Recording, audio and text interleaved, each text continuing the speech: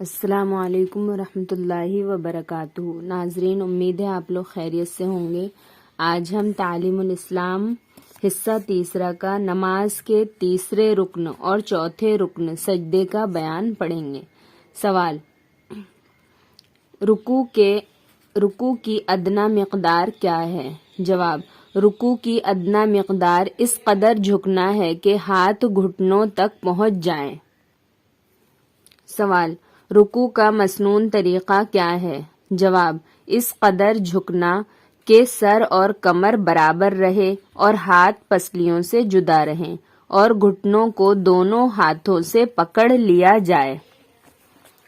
سوال: اگر بڑھاپے کی وجہ سے اس قدر کمر جھک جائے یا کوئی اتنا کبڑا ہو کہ رکوع کی شکل ہو جائے تو رکوع کس طرح کرے؟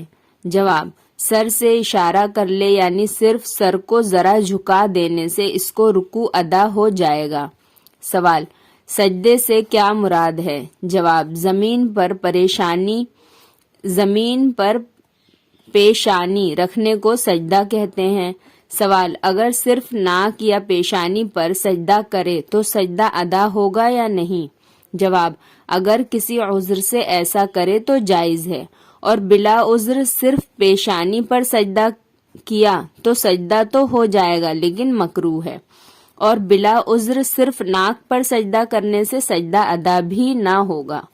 سوال: ہر رکعت میں ایک سجدہ فرض ہے یا دونوں؟ جواب: دونوں سجدے فرض ہیں۔ سوال: اگر پیشانی اور ناک دونوں پر زخم ہو تو کیا کرے؟ جواب: سجدے کا اشارہ سر سے کر لینا ایسے شخص کے لیے کافی ہے۔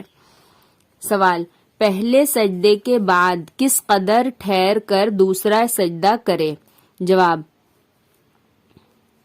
اچھی طرح بیٹھ جائے پھر دوسرا سجدہ کرے۔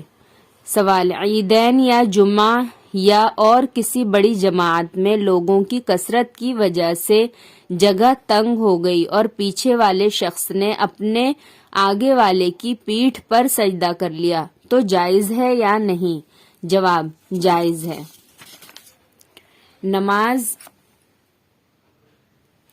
نماز کے پانچویں رکن قاعدہ اخیرہ کا بیان۔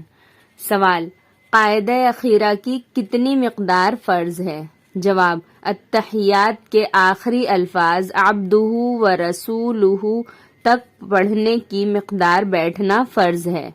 سوال: قاعدہ اخیرہ کن کن نمازوں میں فرض ہے؟ جواب: تمام نمازوں میں، خواہ فرض ہوں یا واجب، سنت ہوں یا نفل، قاعدہ اخیرہ فرض ہے۔ واجبات نماز کا بیان۔ سوال: واجبات نماز میں کیا کیا مراد ہے؟ نماز سے کیا کیا مراد ہے؟ جواب: واجبات نماز ان چیزوں کو کہتے ہیں جن کا نماز میں ادا کرنا ضروری ہے۔ اگر ان میں سے کوئی چیز بھولے سے چھوٹ جائے تو سجدہ سہو کر لینے سے نماز درست ہو جاتی ہے، اور بھولے سے چھوٹنے کے بعد سجدہ سہو نہ کیا جائے یا قصداً کوئی چیز چھوڑ دی جائے تو نماز کا لوٹانا واجب ہوتا ہے۔ واجبات نماز کتنی ہیں؟ جواب: واجبات نماز 14 ہیں۔ نمبر 1، فرض نمازوں کی پہلی 2 رکعتوں کو قرات کے لیے مقرر کرنا۔ نمبر 2، فرض نمازوں کی تیسری اور چوتھی رکعت کے علاوہ تمام نمازوں کی ہر رکعت میں سورہ فاتحہ پڑھنا۔ نمبر 3، فرض نمازوں کی پہلی 2 رکعتوں میں اور واجب اور سنت اور نفل نمازوں کی تمام رکعتوں میں سورہ فاتحہ کے بعد کوئی سورت یا بڑی ایک آیت یا چھوٹی 3 آیتیں پڑھنا۔ نمبر 4، سورہ فاتحہ کو سورت سے پہلے پڑھنا۔ نمبر 5، قرات اور رکوع میں اور سجدوں اور رکعتوں میں ترتیب قائم رکھنا۔ نمبر 6، قوما کرنا یعنی رکوع سے اٹھ کر سیدھا کھڑا ہونا۔ نمبر 7، جلسہ یعنی دونوں سجدوں کے درمیان میں سیدھا بیٹھ جانا۔ نمبر 8، تعدیل ارکان یعنی رکوع، سجدہ وغیرہ کو اطمینان سے اچھی طرح ادا کرنا۔ نمبر 9 قاعدہ اولا یعنی 3 اور 4 رکعت والی نماز میں 2 رکعتوں کے بعد تشہد کی مقدار بیٹھنا۔ نمبر 10 دونوں قعدوں میں تشہد پڑھنا۔ نمبر 11 امام کو نماز فجر، مغرب، عشاء، جمعہ، عیدین، تراویح اور رمضان شریف کے وطروں میں آواز سے قرات کرنا اور ظہر، عصر وغیرہ نمازوں میں آہستہ پڑھنا۔ نمبر 12 لفظ سلام کے ساتھ نماز سے علیحدہ ہونا۔